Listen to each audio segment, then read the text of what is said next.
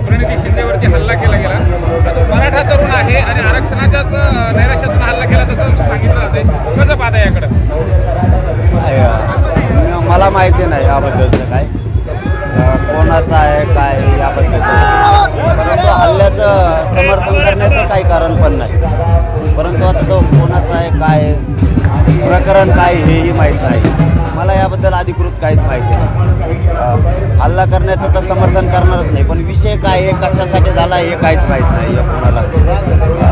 त्याचं मूळ कारणही माहीत नाही. नुसता मराठा असला म्हणून त्याला द्वेष देणं हेही बरोबर नाही. त्याने का केलं काय घडलंय मला त्याच्याबद्दलचं कसलंच माहिती नाही. पण हल्ल्याचं समर्थन नाही. पण विनाकारण मराठ्यांचं आहे म्हणून काही वेगळंही असू शकतं, प्रकरण काही वेगळंही असू शकतं. मला याच्याबद्दल माहीतच नाही, मी उत्तर तरी का देऊ. परळीमध्ये परवानगी दिल्यानंतर तुम्ही त्या ठिकाणी बैठक घेतली, मात्र त्यावर 27 जणांवरती गुन्हे दाखल केले गेले. जमावबंदी आदेशाचं उल्लंघन केलं म्हणून गुन्हे दाखल केले गेले. मात्र दुसरीकडे राजकीय जे नेते आहेत, द्वेष शेवटी गृहमंत्र्यांना आणि मुख्यमंत्र्यांना हेच घडून आणायचं, परंतु त्यांच्या लक्षात येत नाही. आणखी सुद्धा त्याला मी काय करू. परळीसारख्या ठिकाणी जर 1,90,000 लोक जर येत असले, 90,000 1 लाख, तर जरा शहाणपणाची आणखी तरी भूमिका जर दोघांनी गृहमंत्र्यांनी आणि मुख्यमंत्र्यांनी घेतली तर बरं होईल. नसतं आता 900 एकरमध्ये पुन्हा दिसेल काय होतंय. एवढ्या द्वेष असणंच कामाचं नाही.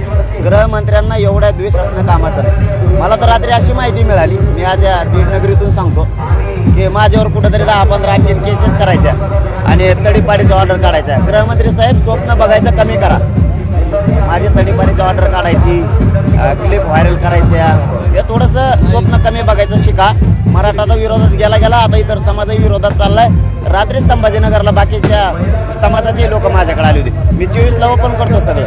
काय आहे इतका दिवस चांगला नाही. पुढं सभा घेतल्या बैठका घेतल्या म्हणून महाराष्ट्रातलं सगळ्यात बेस्ट उदाहरण आहे गृहमंत्र्यासाठी आणि मुख्यमंत्र्यांसाठी. परळीच्या ठिकाणी जर 90,000 किंवा 1 लाखांची बैठक होणार असली तर ही तुमच्यासाठी खूप मोठा संकेत हे समजून घ्या.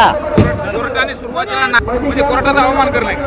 गृहमंत्री स्वतःला समजा जास्त त्यांना वाटतं मी सुप्रीम कोर्टाच्याही पुढचा आहे, मी कोणावरही अन्याय करू शकतो. मला ही सत्ता जरी मराठ्यांनी दिली असली तरीही मी मराठ्यांच्या विरोधात तिचा गैरवापर करून मराठी संपवू शकतो. कारण त्यांचा अजेंडाच असा आहे की मोठी जात संपवायची. देशातल्या मोठ्या जाती मोजून बघा तुम्ही. शक्यतो यांनी मोठ्या जाती पायाखाली दाबण्याचा प्रयत्न केला, पण त्यांना हे माहीत नाही एकदा जर मोठ्या जाती एकत्र आल्या राजकीय सुपडा साप